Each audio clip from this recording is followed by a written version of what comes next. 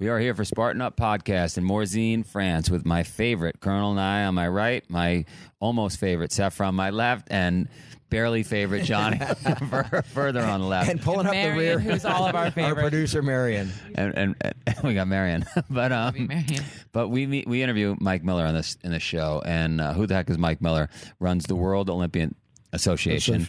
120,000 Olympians, any Olympian that's still alive, and who better to talk to than Mike Miller, who's talked to, I don't know, thousands of these Olympians, to find out what we're trying to find out here on Spartan Up Podcast. What makes an Olympic caliber person? What are the attributes? How do you do it? That's what we're going to learn here. This episode of Spartan Up is brought to you by Powerful Foods. Fuel your active lifestyle with high-protein, no-sugar-added products. We have a special deal just for our podcast listeners. Go to shop.spartan.com/powerful and save 10% with the code SpartanPower.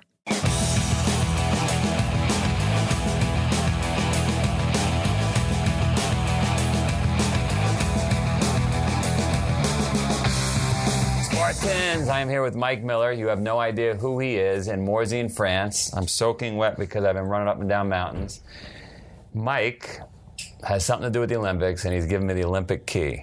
With this key, we are in, right? More or less, yes. But actually, what I do want to give you is a green smoothie, which we made this morning for you, which has broccoli, avocado, lettuce, cucumber, hemp oil, pumpkin seeds, sesame seeds, various other things as well. So hope you like it. You know what? It's exactly. I haven't eaten breakfast yet, so this is perfect. Okay, perfect. Well, and you actually after you run up and down the mountain. So you actually ground up the. I taste the broccoli and everything. Yeah.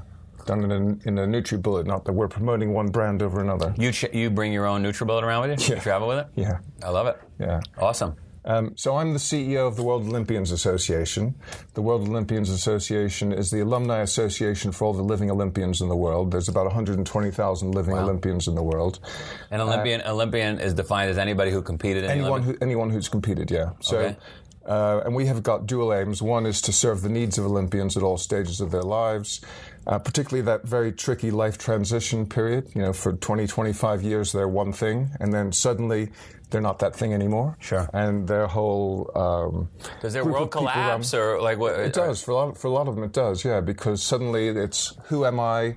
My whole support systems has gone. I have this great relationship with my coach, and I no longer even see the coach anymore because the coach kept them pumped and motivated and pushing through years of training. Exactly, yeah. And life and guided them. And also they've got all these skills and all these abilities. I'm drinking the drink. I could drink the green drink.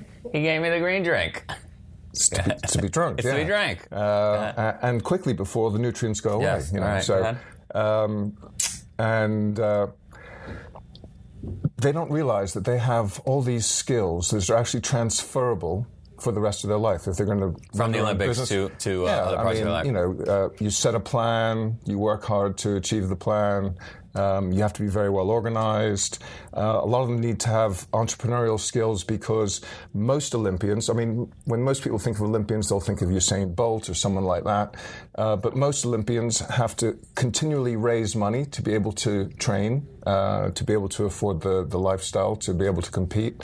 And so they've got to learn how to go out, sell themselves a bit, but not spend too much time on it because otherwise they don't have enough time to train. So they've got all these skills which are transferable to the business world, and they don't necessarily realize that.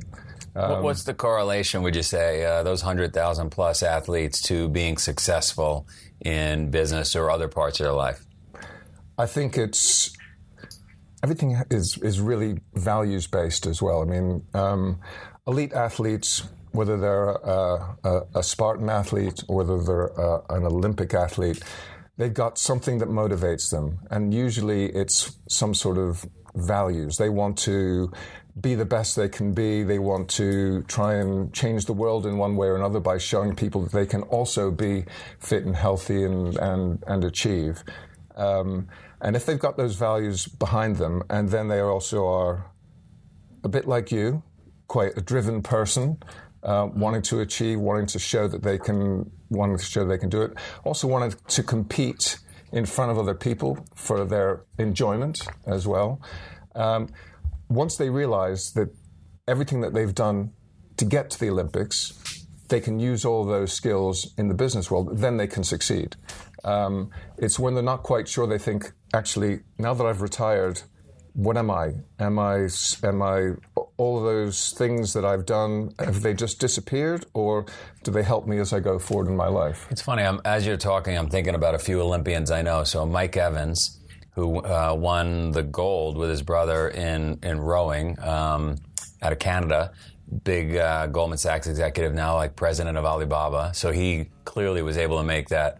And I'm good friends with Simon Whitfield, triathlon, who's taken me paddling a bunch of times in Vancouver, and he's going through that exact transition. Yeah. So I guess it's just like anything in life, whether it's military or a mom. They have very dad similar issues, people in the military, because they're in for 20, 25 years. Yeah. They have this whole support structure around them.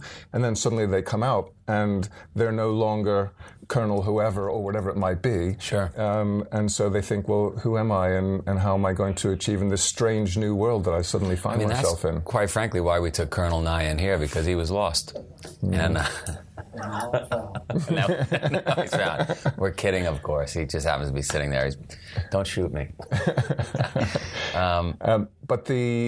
So that life transition is really important. So we run mentoring programs where we'll pair a retired Olympian with one who's just about to retire, just so they've got someone to talk to.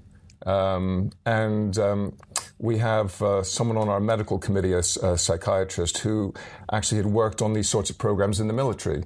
And what they found out was that, yes, it's very helpful to say this is how you succeed and this is the way to do it. But actually, what helped the people who were just retiring the most was to say, this is how I screwed up. This is the mistake that I made. And they can look at them and they can say, actually, you're in really good shape and you messed up and you made it through. It's okay if I mess up a bit. I'll be able to make it through. Sure. Preparing them for some missteps, which Olympians probably aren't used to, right? No. I mean, the whole thing about training is you try and push yourself as far as you can in the right way, and you make a lot of mistakes along the way. So they're used to that, but they don't necessarily understand that again applies to the outside world. Sure. So, and then what else besides that? Well, again, coming back to the values, Pierre de Coubertin founded the modern Olympics as a way of creating better people and bringing people together. What year was that? It was in the late 1800s. It was the run-up to World War I. Right. He saw how things were going. He originally tried to change the French education system, but they told him to go away. He'd seen the English public school, or private school as it is, and his system, and he liked the way that they combined the mental, the emotional, and the physical. And he thought that was the way to go. And the French, they said, no, stay away from the education system. So he looked around and he saw, okay, sport it could be a platform.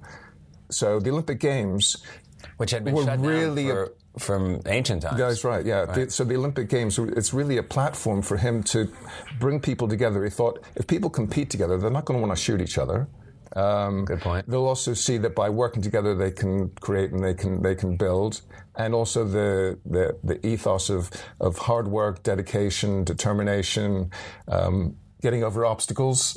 It was just good for society. Yeah, is good for them individually, but also good for society. So that's why the games were founded, and that's what they call Olympism. Again, so that's the second part of what we do at the World Olympian Association, is we empower the Olympians to go out into the communities and run programs. It could be anti-obesity program, or working in post-conflict society, working with disadvantaged kids. Again, it's exactly the same values as the values that you have at Spartan with your 10 points. Yeah, no, we did the same thing. We saw, I'm getting the signal from Marion that it's burpee time. But we saw the same thing at Spartan, where we're in 41 countries now, we can't believe how everybody just gets along wonderfully on the course, even in competition where they're grabbing each other, pulling them over obstacles, and helping. So you see that. So the Olympic values and the Spartan values are very well aligned, which I know that you want Spartan or obstacle racing to be in the Olympics eventually. Yeah. The fact that your values are so well aligned is a good starting point for being able to get there. And you're personally guaranteeing that we'll be in the Olympics in no time, right? Oh yeah, personally guaranteeing. It's very simple. All we have to do is just go into the IOC in Lausanne and say, can we come in? And they say, yeah, sure, of course, yes.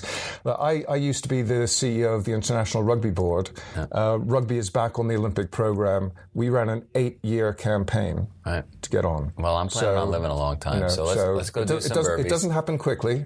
Do some burpees. I want to finish this thing, and then we'll come back and talk about when we're going to be in the Olympics. Okay, great. We're going to hold you to it. We're going to be right back to this great episode of Spartan Up podcast. But right now, it's the end of the day. We're in Lake Tahoe at the Spartan Race World Championships. I'm going to talk about the start of the day. I woke up this morning. I got handed this yesterday. This is a new sponsor of Spartan Race, Powerful Foods. And for powerful places. So first time I've ever had one of these in my life was yesterday. Strawberry banana smoothie made with Greek yogurt, no sugar, all natural ingredients. I got to admit, the first time I drank it because the sponsor was handed to me. You got it, right? It's true. Seems like the right thing to do. Seems like the right thing to do, the noble thing to do. Anyway, took some home, threw it in the fridge, not home. Took some back to the great, wonderful place I'm staying. When I got up this morning at 5:30, the other end of the day, wasn't even light yet to come meet you guys, starved. I knew nothing would be open. I opened my fridge and I'm like, oh, thank God. One of those powerful smoothies is in there. That's breaking your fast after the night breakfast. This is my breakfast. Yeah. I broke my fast with a powerful smoothie. Yep. Got Greek yogurt in me. For a powerful day. The neat thing is it's got some substance to it. It's not just one of those sugary, watery things. The strawberry and the banana, you can actually taste it. You can even sort of feel the little bits in it because it actually is a smoothie. And the Greek yogurt. And you were telling me off camera about how important that is for my belly. Live cultures. Yeah, good cultures for your belly and your gut flora. And I also like what you said about for people when they're out on the trails, this is easy after you drink it to roll it up and it doesn't take up that much space. You're not leaving it on the trail, you're putting it in your pocket, exactly. And now talk about my favorite thing in the world. I had to take these away from him because he won't stop eating them. But this is peanut butter and chocolate, and there's no sugar added, and they're just these little bites that basically look like, before you make a cookie, like cookie dough. Yep. So it's a real treat. And I'm a connoisseur of coconut oil, whey protein. It's all good stuff. Peanut butter. I'm a connoisseur of chocolate peanut butter, and I swear to God I was impressed. Johnny approved. Speaking of impressed, we're going back to a very impressive episode. But first, I'm going to suggest that you take advantage of this. We have an offer where you get 10% off. You get 10% off if you use the code SpartanPower, and you go to shop.spartan.com/powerful. Boom. So we'll see you there. I'm not sure what's worse, burpees or the green juice. Oh, burpees, definitely. So let's talk a little bit about specific examples you could think of where somebody was kind of lost their way and then jumped back on the horse and was able to apply it to other parts of their life, became successful, however they defined it, and then what the person listening who's not once an Olympian, always an Olympian, you said, right? Mm-hmm. Who's not an Olympian or not military and just laying at home on the couch and maybe can apply some of those principles. I mean, a lot of it's down to determination, belief, and also wanting something enough. And by wanting it, it's about a whole combination of things. So keeping up to date with the latest, whatever it is, might be nutrition or sports science, or if you want to sell widgets or cars or whatever, what are the latest sales techniques? It's being curious. It's being determined. It's not giving up when you have an issue. It's figuring out how to get over the obstacle, not sitting at the bottom of the obstacle crying and going, I can't get over this. It's really just put one foot in front of the other, right? People try and there's all sorts of self-help books out there, and they're all trying to. I know you're in this game as well. But basically, it all boils down to the same thing, which is have belief in yourself. If you don't know yourself, find experts, do the research, find out what's best in your field, whatever it might be. Have positive people around you who support you, because if you have negative people around you, then that negativity rubs off on you. You're an average of your 5 best friends. And just go for it, and don't be afraid to go for it, and don't be afraid to make mistakes. As far as I'm concerned, the only mistake anyone can make is to make the same mistake twice. Right. And if you're not making mistakes, that means you're not trying to do something, and you're not being able to create something. So the Olympians who've succeeded are those who take exactly the same attitude which got them to the Olympic Games and applying it to the rest of their lives. And I would say the same thing for people who do well in school, and then they come out of school, and suddenly it's a whole different thing when you go into the work life, and they think, oh no, it's also different. Well, actually, it isn't. The same thing that helped you succeed in school, whether it was in sport or academically or socially, same set of skills, different tactics and techniques perhaps, but same set of skills. So, it's finding the right people to be around you and just trying to keep up to date with the latest technology. It's so simple, yet we make it so hard. Right? That's part of the issue. I think people overcomplicate things. Somebody showed me a great chart recently, and they said, look, the actual act of doing whatever it is, burpees, drinking the green juice, going to work in the morning, is actually this hard, right? If you were to see a vertical bar chart. Yeah. But then you layer in your mind and the frustration, I don't know, and all of a sudden it becomes this hard. Yeah. All right? And then you're actually pissed off while you're doing it, and then it becomes this hard. It was only this bit. It's not that big a deal. Yeah. Just do it. And also, I mean, what I think is really good about Spartan is when you're doing it, you don't have time to think about it. So you can't overthink it. You just have to go and do it. And I think that's so important, and people should apply that to the rest of their lives as well. We get a lot of Olympians, by the way, that jump over to Spartan. I think, to your point, I think they find it feels at home. It's very competitive, obviously. It's got very similar ethos, and so exciting to see them jumping over. Yeah. It's interesting.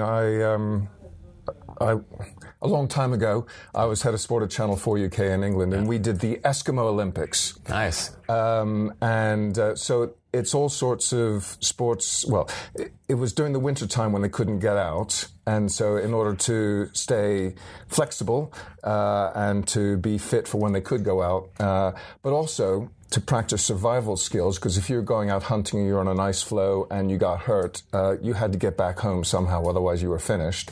So they have all these sports based around those. And I remember one, it was a high kick, and there were two who were vying for the gold medal. And the one who was in the gold medal position saw that the one who was in the silver medal position, there was a flaw in his technique. And he went over to him and he said, look, you really should be doing it this way, because if you do it this way, it'll improve it. The guy in the silver medal position won. So I went over and I said to the guy at gold medal, you must be gutted. I mean, because you helped him. He said, no. I'm now part of his success. And I saw the flaw. If I hadn't gone over to help him, if I'd won, I wouldn't have felt the victory was mine. Right. Very interesting. That's an amazing, that's a rare quality, but amazing quality. And we could all learn from that. But we see it. I mean, people say in Spartan, I can't believe it, so-and-so is in the lead and stops and helps somebody, and you don't see that very often in other sports. Yeah. So, and I think, going back to the other point about not giving up or readjusting your mindset. So I was just speaking to someone the other day who was trying to qualify to sail for GB in the Olympics. He tried 3 times. He came third the first time when they were taking 2. Then the second time he came how much time fourth. between them? It's 4 years between each time. Then he became so it's a 15-year lifespan, right? And then he was 4th the next time. Then he was 6th the next time. He thought, oh, this isn't going the right way. But then so he said, okay, gave up on that. Became a nutritionist, and he also does blood work, and he's a very interesting person. But he kept up with his sailing. He does it. He enjoys it. He races, but he readjusted his mindset to say, okay, I couldn't do that. I did really well. That's not failure. It's just it wasn't for me. but I will now take this into the rest of my life. I'll put my energy into being a nutritionist, but I'll also continue to sail and do it for fun and still compete and try and win. But he was able to say, he's happy. And he's really happy. So instead of saying, oh no, I failed, he said, okay, that didn't happen. Only 2 or 3 people can make it. I didn't make it, but I can still look back. I enjoyed all of that, although I didn't enjoy not making it. But I can then take those skills and use them going forward. Yeah, what I say to myself all the time is the only true failure is dead. And I'm not dead. So, right? I don't know. Is death a failure? That's very interesting. We can get into that debate. I can't continue. We're all going there. So no one gets out alive. You hang out with 100,000 plus Olympians. Not at the same time. Not at the same time. You're extremely plugged into all these hardworking, resilient, amazing people. What would one thing be that you've learned from all that people can apply at home to be better? Right. I'm going to cheat and wrap a few things up into this one thing. Okay.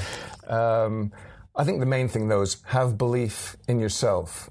Understand that everyone has skills. You might be better at one thing than me, and I'm probably better at something than you are. Maybe not. I don't know. Not really. But everyone can be creative, can be fulfilled, can have a good life, can help other people. You just need to find out what your passion is and go for it. On the physical side, in order to be successful, sleep is so important. Make sure you get enough sleep. Make sure that you're active and do some sort of exercise. And on the emotional side, be in a community, have friends, look after people. It's not rocket science. Pretty simple. It's fairly simple. Find your thing, sleep, and hang out with all the Spartans you can get exactly. a hold of. And look at the latest technology, the latest nutritional advice. You don't necessarily have to follow every fad, but I like your be curious. I like that. Yeah, be curious. I think it's really important. Look at kids. Go to a playground and look and see how much energy and excitement and enthusiasm they have. And if you can keep that attitude, then you'll be okay. You're awesome. Good work. Thank you. And thanks for the green juice. Mike Miller is an extraordinary guy. And this is such a amazing gene pool, right? This is like the UN of athletes. It's really cool. What it is. But I'm smiling when you say gene pool because why, guys, you go swim in a pool with a bunch of blue jeans in it. No, because we talk a lot about what is it? Epigenetics. What was it? Talent, hard work. We all came from seeds, Joe. No, so this isn't just a gene pool. This is a group of people who have worked and struggled and learned how to succeed at an incredible level. This isn't the Russian Burger King initiative. I'm amazed. I didn't realize there were 120,000 living Olympians, number one. And number two, I didn't think any Olympian would ever have trouble ever in anything, right? If they put in that kind of time and commitment, how is it that they don't come out of the Olympics and siloed success? Wheaties box and then... Well, there's a lot of Olympians that you've never heard of, right? No one knows about the bronze. Well, no, but I mean, nobody knows about a lot of the not lower sports, but the less glamorized sports. I could not name very many of the gold medal water polo players, for example. Right. And America has gymnastics recently fallen in love with curling. Yeah. Right? But I couldn't tell you who was on any of those teams. Walking. But I mean, so anyway, there's a lot of Olympians out there that have to raise their own money, right? Yeah. There are individual entrepreneurs because for their passion, for their sport, if they want to keep moving, they have to learn how to raise their own. I've seen people do that for the Iditarod. So, people do it for many things, but we're talking about Olympians and why they do it. There's an interesting point though, because right now we're talking about the Olympians that no one knows, and why they would struggle. I'll tell you, who struggles just as much is the Olympian that everyone knows. So the guy who wins a gold medal in downhill skiing or wins a gold medal, the hockey players who win a gold medal in Canada. The problem is that this is probably the high point of your life so far. Right. And suddenly it's over. And not only is it over, it's a cliff. It could be straight down because like being homecoming king in high school. I would know nothing about that, but the idea, no humor here. But the idea being that we really lack laughs on the Spartan Up podcast. We never have any fun at all. But what I was going to say is that they've had this driving purpose. They've had this thing they get up for every single day. Right. They are identified by that, and everyone knows you for a little while, and then 2 years later, what are you doing? Are you selling cars? There's nothing wrong with selling cars, but when you're used to a coach who does everything for you, when you're used to success and the world knows you and you're on that Wheaties box, but 2 years later somebody else is on the Wheaties box. You've got and a who direct map planned every day on what to do, and it's over. And then it's over. Yeah. And nobody's paying attention. There's a term called the quarter life crisis, that the people who reach that level of success that early, a midlife Child crisis. stars. A midlife crisis, well, what am I going to do the second half of my life? How about you've peaked in the first quarter of your life? Like, that's a tough situation. Sure. Yeah, Shit, you pivot, you reinvent. Sorry, Colonel Nye. No, go. But we've talked to so many people that have been successful in multiple genres, right? Once they've taken on something new, because they have that mentality. Well, right. No, they do. But I was the entire interview that he talked, I was thinking about how analogous it is to military life. And I'm sure it's analogous to many others. But for me, because he was talking about the transition and he talked about the mentorship program. When I got out of the Marine Corps way back in 1982, I barely got a handshake. Somebody said, good luck, we'll see you later kind of thing. But when I got out of the Army in 14 or whatever it was, it is now mandatory. There's a transition program. Because the Army has learned, or the military has learned the same thing, that guys just walk off and you walk off that cliff, right? So now corporations come in. Joe's come in, spoken, American Dream University, which if you're seeing, I've got the shirt on, comes in and mentors the soldiers, the same thing, to give them purpose and tell them, okay, you have the attributes, the traits, the training, the background, just like these Olympic athletes, to go on and do other things. If you take all of those things that you've been God-given and you've also trained on, and move them into a new direction, You'll crush it. You will crush it, because people will be looking but for they need you. that confidence, which is Right? Well, the rug's simple the rug's conversation. been taken out from under them, and they got to get steady. And when you said that about the mentorship, I love that it's somebody who's already been through this, that maybe didn't have the guide, that maybe made the mistakes, that says to you, hey, I'm gonna take you under my wing and get you here. And I love that idea. Yeah. And we hear that theme over and over again, like with all the Oscar Mike guys, right? It takes like that one person who takes you and gets you back involved in a community. That I'm getting the toe tap, so that means we're going to wrap this one up. But if you guys want to come join us, and I don't know, Morzine, France, wherever we are next. We'll see. Thanks for watching. We'll see you there. Toodles. And toodles. Travel the world with us. This episode of Spartan Up is brought to you by Powerful Foods. Fuel your active lifestyle with high-protein, no sugar-added products. We have a special deal just for our podcast listeners. Go to shop.spartan.com/powerful and save 10% with the code SpartanPower. Thanks for listening to another epic story of success. If you like our show, be sure to tell your friends about it. We want to hear from you. Just leave us a comment below if you're watching on YouTube, or if you're listening, go to Twitter and find us at Spartan Up Pod or Instagram at Spartan Up Podcast and let us know what you think. Then go subscribe on iTunes, YouTube, Stitcher, Spotify, wherever you listen to our show. Spartan Up is brought to you by Spartan Race. To find a race near you, visit Spartan.com.